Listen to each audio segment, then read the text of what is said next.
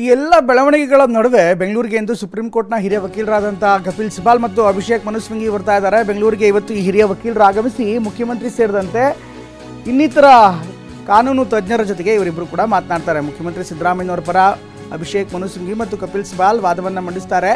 ರಾಜ್ಯಪಾಲರ ಅನುಮತಿ ಕೋರ್ಟ್ನಲ್ಲಿ ಪ್ರಶ್ನಿಸುವಂಥ ಸಾಧ್ಯತೆ ಕೂಡ ಇದೆ. ಹೀಗಾಗಿ ನಾಳೆ ಒಂದು ವಿಶೇಷವಾದಂಥ ಇನ್ಫ್ಯಾಕ್ಟ್ ಕೇಸ್ ಏನಿದೆ, ಈ ಕೇಸಿಗೆ ಸಂಬಂಧಪಟ್ಟಂತೆ ನಾಳೆ ಮುಖ್ಯಮಂತ್ರಿ ಸಿದ್ದರಾಮಯ್ಯನವರು ಅಧಿಕೃತವಾಗಿ ನ್ಯಾಯಾಲಯದ ಹೋರಾಟವನ್ನು ಆರಂಭ ಮಾಡ್ತಾರೆ. ಅದಕ್ಕೂ ಮೊದಲು ಪೂರ್ವಭಾವಿಯಾಗಿ ಇವತ್ತು ಕಪಿಲ್ ಸಿಬಾಲ್ ಮತ್ತು ಮನು ಸಿಂಘವಿ ಮುಖ್ಯಮಂತ್ರಿಗಳ ಜೊತೆಗೆ ಒಂದು ಚರ್ಚೆ ಮಾಡ್ತಾರೆ. ಮುಖ್ಯಮಂತ್ರಿಗಳ ತಂಡದ ಕಾನೂನು ತಜ್ಞರು ಯಾರಿದ್ದಾರೆ ಅವ್ರ ಜೊತೆಗೆ ಚರ್ಚೆ ಮಾಡ್ತಾರೆ. ಅದಾದ ಬಳಿಕ ಮುಂದಿನ ನಡೆ ಏನಿರುತ್ತೆ, ಕಾನೂನು ಹೋರಾಟ ಹೇಗಿರುತ್ತೆ, ಯಾವ ಲೈನಲ್ಲಿ ಯಾವ ಗ್ರೌಂಡ್ನಲ್ಲಿ ವಾದ ಮಾಡಬೇಕು, ಇದೆಲ್ಲದರ ಬಗ್ಗೆ ಚರ್ಚೆ ಮಾಡ್ತಾರೆ. ಹೀಗಾಗಿ ಇವತ್ತು ಈ ಹಿರಿಯ ವಕೀಲರು, ಸುಪ್ರೀಂ ಕೋರ್ಟ್ನ ಹಿರಿಯ ವಕೀಲರು ಇವತ್ತು ಬೆಂಗಳೂರಿಗೆ ಆಗಮಿಸ್ತಾ ಇದ್ದಾರೆ. ಬೆಂಗಳೂರಿಗೆ ಆಗಮಿಸಿ ಆನಂತರ ಮುಖ್ಯಮಂತ್ರಿಗಳ ಜೊತೆಗೆ ಒಂದು ಚರ್ಚೆ ಮಾಡುವಂಥ ನಿರೀಕ್ಷೆ ಇದೆ. ಅದಾದ ಬಳಿಕ ಕಾನೂನಿನ ಇನ್ನಿತರ ಸಲಹೆಗಳನ್ನು ನೀಡುವಂಥ ಸಾಧ್ಯತೆ ಇದೆ. ಹಾಗೆಯೇ ಇವತ್ತು ಪ್ರಕರಣಕ್ಕೆ ಸಂಬಂಧಪಟ್ಟಂತೆ ಈಗಾಗಲೇ ಸಿದ್ದರಾಮಯ್ಯನವರ ವಕೀಲರು ಯಾರಿದ್ದಾರೆ ಬೆಂಗಳೂರಿನಲ್ಲಿರುವಂಥ ವಕೀಲರು, ಅವರ ಜೊತೆಗೆ ಒಂದು ಮಾತುಕತೆ ನಡೆಸಿ ಕೇಸ್ನ ಡೀಟೇಲನ್ನು ಪಡೆದು ಆ ನಂತರ ತಮ್ಮ ಮುಂದಿನ ಹೋರಾಟದ ಬಗ್ಗೆ ಮುಖ್ಯಮಂತ್ರಿಗಳ ಜೊತೆಗೆ ಚರ್ಚೆ ಮಾಡುವಂಥ ಸಾಧ್ಯತೆ ಇದೆ ಅಂತ ಹೇಳಲಾಗ್ತಾ ಇದೆ.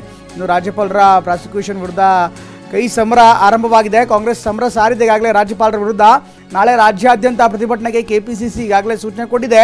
ಜಿಲ್ಲೆ ಮತ್ತು ತಾಲೂಕು ಕೇಂದ್ರಗಳಲ್ಲಿ ಧರಣಿ ಮಾಡುವಂತೆ ತನ್ನ ಕಾರ್ಯಕರ್ತರಿಗೆ ಕಾಂಗ್ರೆಸ್ ಪಕ್ಷ ಈಗ ಸೂಚನೆ ಕೊಟ್ಟಿದೆ. ನಾಳೆ ಬೆಳಗ್ಗೆ 11 ಗಂಟೆಗೆ ಕೈ ಕಾರ್ಯಕರ್ತರ ಧರಣಿ ಆರಂಭವಾಗುವಂಥ ನಿರೀಕ್ಷೆ ಇದೆ. ರಾಜ್ಯಪಾಲರ ಪ್ರಾಸಿಕ್ಯೂಷನ್ ವಿರುದ್ಧ ಕಾಂಗ್ರೆಸ್ ಈಗಾಗಲೇ ಸಮರ ಸಾರಿದ್ದು ನಿರಂತರವಾಗಿ ಪ್ರಜಾಪ್ರಭುತ್ವದ ಮೇಲೆ ದಬ್ಬಾಳಿಕೆ ಆಗಿದೆ ಅಂತ ನಿನ್ನೆ ಮುಖ್ಯಮಂತ್ರಿಗಳು ಹೇಳಿದ್ರು. ಈಗ ಇದೇ ವಿಚಾರಕ್ಕೆ ಸಂಬಂಧಪಟ್ಟಂತೆ ಕಾಂಗ್ರೆಸ್ ಕೂಡ ಒಂದು ಪಕ್ಷವಾಗಿ ರಾಜಕೀಯ ಹೋರಾಟವನ್ನು ಕೂಡ ಮಾಡ್ತಾ ಇದೆ.